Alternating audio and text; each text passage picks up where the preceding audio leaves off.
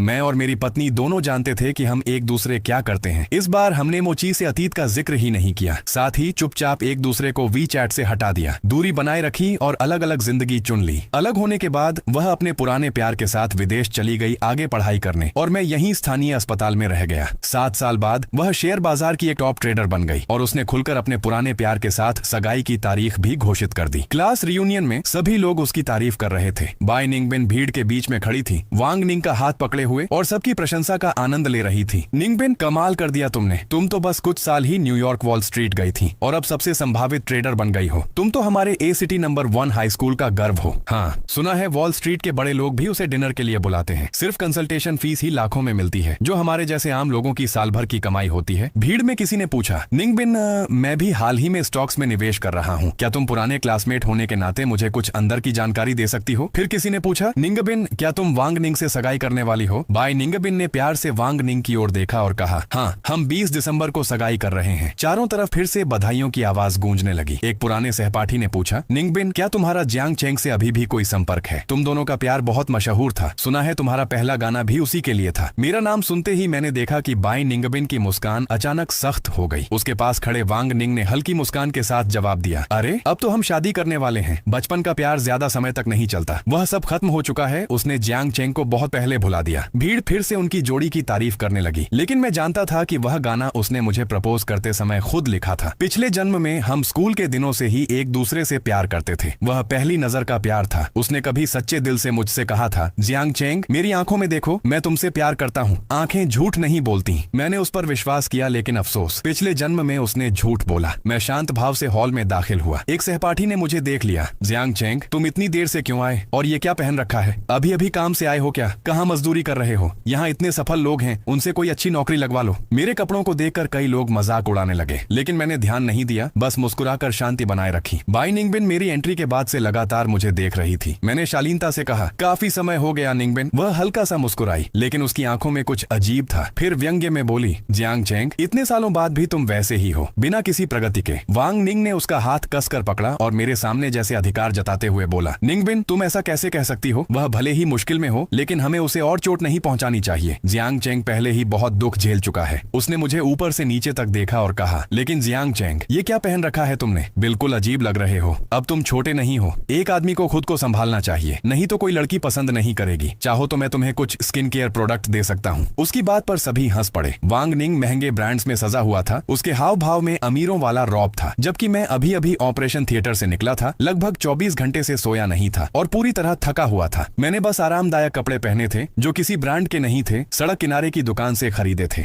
मैंने शांत स्वर में कहा, जरूरत नहीं है, और चुपचाप बैठकर खाना खाने लगा, क्योंकि लंबे ऑपरेशन के बाद मैं पूरे दिन भूखा था। तभी बाई निंगबिन मेरे पास आई। उसने 10 लाख रुपए का चेक मेरे सामने रख दिया और कहा, ये पैसे मैं तुम्हारी मदद के लिए दे रही हूँ, पुराने रिश्ते के खातिर। अपने लिए कुछ अच्छा करो, एक बेहतर नौकरी ढूंढो, कुछ अच्छे कपड़े खरीदो और खुद से प्यार करना सीखो। जियांग चेंग, जो बीत गया वो बीत गया, उसमें मत उलझो। अगर तुम छोड़ो, वो जरूरी नहीं है। जरूरी ये है कि तुम मेरी वजह से खुद को बर्बाद मत करो, ठीक है? मैंने हैरानी से उसकी ओर देखा। उसकी अधूरी बात ने मुझे सोच में डाल दिया। पिछले जन्म में मैंने ऐसा क्या किया था कि इस जन्म में उसने बिना सोचे समझे मुझे छोड़ दिया? पिछले जन्म में हम स्कूल से शादी तक साथ थे। उसका सपना था संगीत और मेरा सपना था डॉक्टर बनना। दोनों ही रास्ते पैसे और मेहनत मांगते थे, इसलिए किसी एक को त्याग करना था। मैंने उससे प्यार के कारण अपना मेडिकल पोस्ट ग्रेजुएशन छोड़ दिया और जल्दी नौकरी कर ली, ताकि उसकी सपनों को पूरा कर सकूं। वह बार बार असफल होती रही, टूटती रही, और मैं हर बार उसका सहारा बना। मैं उसके लिए एक कभी खत्म न होने वाला पावर बैंक बन गया था। हर दिन थक कर घर आता और फिर भी उसे संभालता। मुझे लगा था कि वह मेरे प्यार को समझेगी, लेकिन जब उसने एक नई गिटार खरीदने की जिद की और मैंने पैसों की कमी के कारण मना किया, तो उसने गुस्से में गिटार तोड़ दिया। उसने चिल्लाकर कहा, तुम जानते हो, अगर मैंने उस समय वांग लिन की बात मानी होती और उसके साथ अमेरिका चली जाती, तो मुझे ये मुश्किल जिंदगी नहीं जीनी पड़ती। उसने कहा, मुझे सच में पछतावा है कि मैं तुम्हारे साथ रही। बाद में उसने गिटार बजाना छोड़ दिया, अपने सपनों को खो दिया, और मैं भी उसकी उस बात की वजह से। मुझे सच में पछतावा है कि मैं तुम्हारे साथ रही। आधी रात को रोता रहता था, लेकिन मैंने आखिरी कोशिश की। मैंने उसे गले लगाकर कहा, निंगबिन, मैं चाहता हूँ कि हम एक बच्चा करें। उसने मुझे जोर से धक्का दे दिया। उसकी आंखों में साफ नफरत थी। हमारी आर्थिक हालत में क्या हम अभी बच्चा कर सकते हैं? और मैंने पहले ही कहा है, मुझे बच्चे पसंद नहीं है। मैं तुम्हारे साथ बच्चा नहीं चाहती। उन 2 वाक्यों ने मेरी आंखों में बची आखिरी उम्मीद भी तोड़ दी। नए साल के दौरान सामने से आती एक तेज ट्रक ने हमारी जान ले ली। उस पल मुझे डर नहीं लगा, सिर्फ एक तरह की मुक्ति महसूस हुई। अब हम दोनों फिर से जन्म ले चुके हैं और दोनों ने एक दूसरे दूसरे से दूरी बनाए रखने का फैसला किया है। पुराने रिश्ते को याद करने की कोई जरूरत नहीं है। मैंने चुपचाप चेक वापस उसकी तरफ सरका दिया। जरूरत नहीं, मैं किसी अजनबी से कुछ नहीं लेता, धन्यवाद। उसने भौहें सिकोड़ते हुए पूछा, जियांग चेन, क्या मैं अजनबी हूँ? इसका क्या मतलब है? मैंने शांत होकर कहा, कपड़े मैं खुद खरीद सकता हूँ, चाहे मेरी नौकरी कुछ भी हो। मुझे लगता है कि मेरा काम बहुत सम्मानजनक है, इसमें कोई शर्म की बात नहीं है और मुझे नहीं लगता कि मैं खुद को बर्बाद कर रहा हूँ। ये पैसे किसी जरूरतमंद को दे दो। वह चेक पकड़े वहीं खड़ी रह गई, होंठ भींचे हुए। वांग लिन उसके पास आया, चेक को देखते हुए। उसकी आंखों में गुस्सा था, लेकिन उसने फिर भी नरमी का दिखावा किया। जियांग चेन, अगर तुम हमारी मदद नहीं लेना चाहते तो हम तुम्हें कुछ और ठोस दे देते हैं। मैंने हाल ही में चेंगफू एवेन्यू पर एक सैलून खोला है, तुम सीधे वहाँ आ जाओ। मैं तुम्हें एक प्रशिक्षु के रूप में रख लूंगा। सैलरी ज्यादा नहीं है, लेकिन 6,000 मिलेंगे और तुम एक हुनर सीख पाओगे। कैसा रहेगा? तुम्हारी मौजूदा नौकरी से तो ये कहीं बेहतर है। मैंने शांति से खाना खाते हुए उनकी पेशकश ठुकरा दी। आपकी दया के लिए धन्यवाद, लेकिन मैं अपनी नौकरी से संतुष्ट हूँ। फिलहाल नौकरी बदलने का कोई इरादा नहीं है। आसपास के कुछ सहपाठी मुझ पर चिल्लाने लगे, जियांग चेन, तुम अच्छे लोगों की कद्र क्यों नहीं करते? बाई निंगबिन और वांग लिन तुम्हारी मदद कर रहे हैं, पैसे भी दे रहे हैं, नौकरी भी। जल्दी से मान लो। सही कहा, इतनी खराब हालत में भी इतना घमंड, ऐसे हाल में भी रियूनियन में आ गए। जरूर मदद लेने आए हो, अब दिखावा क्यों कर रहे हो? वांग लिन नकली मुस्कान के साथ बोला, सब लोग ऐसा मत कहो, शायद जियांग चेन सच में अपनी नौकरी पसंद करता है। फिर मेरी तरफ मुड़कर बोला, जियांग चेन, ये हमारी तरफ से मदद है। तुम्हारी मेहनत को देखते हुए ही हम तुम्हें ये मौका दे रहे हैं। सिर्फ अपने अहंकार की वजह से ये मौका मत गंवाना। मैंने फिर शांत स्वर में कहा, सच में जरूरत नहीं है, धन्यवाद। मुझे समझ नहीं आ रहा था कि इस तरह जबरदस्ती पैसे और नौकरी थोपने का मतलब क्या है। वांग लिन अब भी मुस्कुरा रहा था, लेकिन उसकी आंखों में तिरस्कार साफ दिख रहा था। बाई निंगबिन ने तंज कसते हुए कहा, तुम्हें मदद करना सच में बेकार है। कीचड़ को कितना भी उठाओ, वह दीवार पर नहीं चढ़ सकता। उसके इस ताने के बाद कई पुरानी महिला सहपाठी मेरे पास आईं और मुझे शराब पिलाने की कोशिश करने लगी। जियांग चेन, तुम्हारी हालत इतनी खराब है, एक ड्रिंक पी लो, मैं तुम्हें 1,000 रुपए दूंगी। सभी हंसने लगे। किसी ने मेरी मदद नहीं की। मैंने भौहें सिकोड़ ली। यह रियूनियन मेरी उम्मीद से बिल्कुल अलग था। अगर मैं किसी का इंतजार न कर रहा होता तो अब तक वहाँ से चला गया होता। तभी बगल में खड़ी बाई निंगबिन ने अचानक सिगरेट बुझाई और मुझे परेशान कर रही महिला का हाथ पकड़ लिया। वांग लिन ने उसका हाथ खींचते हुए कहा, निंगबिन, तुम क्या कर रही हो? उसने ठंडे स्वर में कहा, सही काम कर रही हूँ, ये रियूनियन है, पागलपन दिखाने की जगह नहीं। उसने उस महिला को धक्का देकर अलग कर दिया। वह महिला उससे उलझने की हिम्मत नहीं कर पाई, लेकिन मुझे घूरने लगी। मैंने अनायास ही बाई निंगबिन की ओर देखा। मुझे उम्मीद नहीं थी कि वह मेरी मदद करेगी। वांग लिन गुस्से से भर गया, लेकिन फिर भी मुस्कुराते हुए बोला, सुना है कि चेंगहुआ ग्रुप की बेटी और उसके पति ऊपर पार्टी कर रहे हैं, शायद आज हमें उन्हें देखने का मौका मिल जाए। यह सुनकर सभी उत्साहित हो गए। सुना है वो बहुत सुंदर और अमीर है और उसके पति की पहचान अभी तक सामने नहीं आई। क्या आज हमें देखने को मिलेगा? जल्द ही कई बॉडीगार्ड्स एक छोटी लड़की को लेकर हॉल में आए। भीड़ उत्साहित हो उठी। मुझे चिढ़ाने वाली लड़की फिर बोली, जियांग चेन, अगर वांग लिन नहीं होता तो तुम्हारे जैसे लोग कभी भी इतनी बड़ी हस्ती की बेटी को नहीं देख पाते। अगर मैं तुम्हारी जगह होती तो घुटनों पर गिरकर उसका धन्यवाद करती। मैंने बिना भाव बदले उस छोटी लड़की की ओर देखा। बाकी सभी लोग चापलूसी भरी निगाहों से उसकी तस्वीरें लेने लगे। यहाँ तक कि वांग लिन भी आगे बढ़कर बोला, बेटा, तुम्हें कुछ खाना है, अंकल तुम्हारे लिए खरीद देंगे। वह लड़की उसकी बातों को नजरअंदाज करती हुई सीधे मेरी ओर आई। वह मुस्कुराई और दौड़कर मेरे गले लग गई। पापा, आप आखिरकार आ गए। उसका ठंडा चेहरा अब शिकायत भरे भाव में बदल गया था। आप कल क्यों नहीं आए? मुझे आपकी बहुत याद आई। मैंने उसे गोद में उठाकर प्यार से कहा, पापा काम में थे। मैंने कल ही कहा था ना, आज छुट्टी है, मैं तुम्हें घुमाने ले जाऊंगा, ठीक है? मेरी बेटी जियांग यूचेन तुरंत सिर हिलाने लगी। ठीक है, पापा सबसे अच्छे हैं। यह दृश्य देखकर सभी सहपाठी हैरान रह गए। कुछ के चेहरे पर जलन साफ दिख रही थी। तभी एक खूबसूरत महिला ऊपर से जल्दी जल्दी नीचे आई। पति, मैंने मैनेजर से सुना कि आप यहाँ हैं। आपने काम खत्म कर लिया तो मुझे बताया क्यों नहीं? मैं आपको लेने आ जाती। होटल मैनेजर ने सबको बताया, ये है चेंगहुआ ग्रुप की सीईओ शेन जिये और ये जियांग चेन की पत्नी है। आप सभी जो भी चाहें बेझिझक कहें, हम पूरी मेहमान नवाजी करेंगे। यह सुनते ही सबके चेहरे बदल गए। कुछ लोग बेहद उत्साहित हो गए और जिन्होंने अभी अभी मेरा अपमान किया था उनके चेहरे सफेद पड़ गए। मेरे एक करीबी दोस्त ने हैरानी से पूछा, जियांग चेन, तुम्हारी पत्नी शेन जी है? मैनेजर ने सम्मान से कहा, जियांग सर, तो यही वो रहस्यमयी पति है जिसकी पहचान कभी सामने नहीं आई थी और मैं अभी भी डॉक्टर के रूप में काम कर रहा हूँ। अस्पताल से लौटकर मैंने कहा कि थोड़ी देर में यह पार्टी खत्म करके घर जाकर आराम करूंगा। मैंने सिर हिलाकर कहा, ठीक है। शेन जी ने भीड़ में मौजूद वांग लिन को नजरअंदाज किया और उसकी नजर सीधे बाई निंगबिन पर जाकर टिक गई। उसने ठंडे स्वर में कहा, तुम ही मेरे पति की एक्स हो, उस समय शादी न करने के लिए धन्यवाद। उसके व्यंग्य का सामना करते हुए बाई निंगबिन ने जटिल भावों के साथ मेरी ओर देखा। उसकी आंखों में टूटन की झलक थी। क्या यही तरीका है मुझे सजा देने का? तुमने कितने पैसे खर्च किए इन दोनों को अभिनेता बनाने के लिए? मैंने अपनी बेटी को नीचे उतारा और शांति से उसका हाथ पकड़कर कहा, ये मेरी पत्नी है, शेन जी। बाई निंगबिन का चेहरा अविश्वास से हैरानी, फिर पीला और अंत में पूरी तरह खाली हो गया। अब मेरे पास नया नया प्यार, एक बच्चा और मेरा सपना वाला काम था। हर तरह से यह जिंदगी खुशहाल थी। मेरी असली पहचान जानने के बाद सबकी नजरें बदल गईं। कुछ ही मिनटों में तिरस्कार से चापलूसी और फिर हालचाल पूछने तक का बदलाव आ गया। जो अभी तक जियांग चेन से शादी नहीं करना चाहती थी, वही उसे चेक देकर भगा रही थी। कितनी मजाकिया बात है। वांग लिन तो उसे नाई की दुकान में काम देने वाला था, जबकि वह तो शहर के पहले अस्पताल का मुख्य सर्जन है। रियूनियन खत्म होने से पहले ही मेरा मन भर गया। मैं अपनी पत्नी शेन जी और बेटी को लेकर जल्दी ही वहां से निकल गया। जैसे ही हम होटल से बाहर निकले, बाई निंगबिन पीछे दौड़ती हुई आई और मुझे पुकारा। मैंने शेन जी से कहा कि वह बेटी को कार में ले जाकर इंतजार करे। उसने चुपचाप सिर हिलाया। वह हमेशा की तरह मुझ पर भरोसा करती थी। बाई निंगबिन ने जटिल भावों के साथ पूछा, तुम शेन जी से कैसे शादी कर सकते हो? मैंने शांति से जवाब दिया, जब उसकी माँ अस्पताल में भर्ती थी, मैं उसका डॉक्टर था। वहीं से हम मिले। बाद में उसने मेरा पीछा करना शुरू किया। जिस दिन उसने मुझे प्रपोज किया, मैंने उससे पूछा, क्या तुम्हें बच्चा चाहिए? उसने ईमानदारी से कहा, हाँ, मेरा सपना एक खुशहाल परिवार है। मैंने पूछा, क्या तुम मेरे मेडिकल रिसर्च को रोकोगे? उसने सिर हिलाया। हर इंसान की पूरी ऊर्जा सिर्फ परिवार में नहीं लगती। मैं तुम्हें हर चीज में सपोर्ट करूंगा। आखिर में मैंने पूछा, क्या तुम्हें पछतावा होगा? वह मुस्कुराया। मैं शेन जी